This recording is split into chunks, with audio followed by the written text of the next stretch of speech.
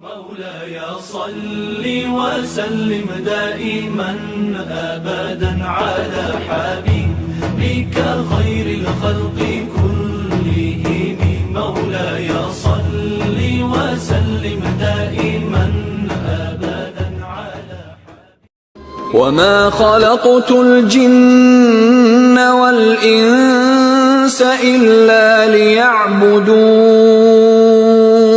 Dan aku tidak menciptakan jin dan manusia melainkan agar beribadah kepadaku. Quran Surat Az-Zariyat ayat 56. Dalam tafsir Al-Misbah, ayat ini menjelaskan mengapa manusia harus bangkit, berlari dan bersegera menuju Allah. Didahulukannya penyebutan kata al-jin dari kata al-ins karena memang jin lebih dahulu diciptakan Allah daripada manusia. Kata liya'buduna pada ayat di atas dinamai oleh pakar-pakar bahasa lam al-aqibah, yakni yang berarti kesudahan atau dampak dan akibat sesuatu. Ibadah terdiri dari ibadah murni dan ibadah tidak murni. Ibadah murni adalah ibadah yang telah ditentukan oleh Allah seperti sholat, zakat, puasa, dan haji. Sedangkan ibadah tidak murni adalah segala aktivitas lahir dan batin manusia yang dimaksudnya untuk mendekatkan diri kepada Allah. Nah, ayat di atas menjelaskan bahwa Allah menghendaki agar segala aktivitas manusia dilakukannya demi karena Allah, niat karena Allah. Ibadah adalah tujuan dari penciptaan manusia dan kesempurnaan yang kembali kepada penciptaan itu. Selanjutnya, Tomba-Tombai berpendapat bahwa menjadikan makna ibadah pada ayat di atas dalam arti ibadah takwiniyah bukan dari segi taklif, maka ini pun tidak dapat karena itu adalah sifat semua makhluk. Dengan demikian, tidak ada alasan untuk menjadikan ayat di atas menetapkan tujuan tersebut hanya bagi jin dan manusia. Apalagi konteks ayat ini adalah ancaman kepada kaum musyrikin yang enggan beribadah kepada Allah dengan mematuhi syariatnya.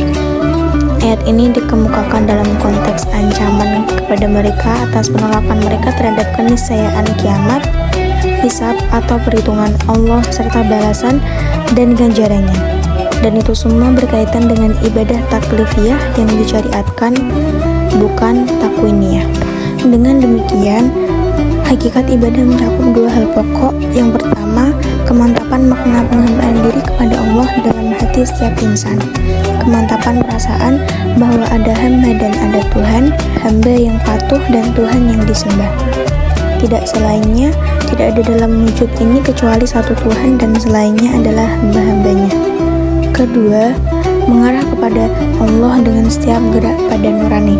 Pada setiap anggota badan dan setiap gerak dalam hidup, semuanya hanya mengarah kepada Allah SWT secara tulus, melemaskan diri dari segala perasaan yang lain dan dari segala makna selain makna penghambaan diri kepada Allah. Dan semua merupakan ketundukan kepada ketetapan ilahi yang berlaku umum, yakni ketundukan segala sesuatu kepada Allah, bukan kepada selain Allah.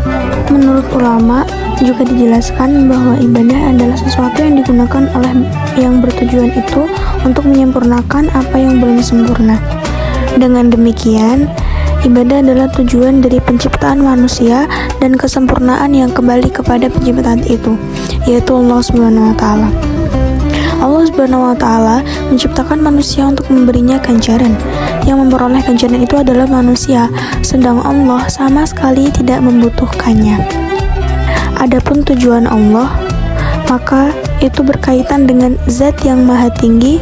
Dia menciptakan manusia dan jin karena dia adalah zat yang maha agung.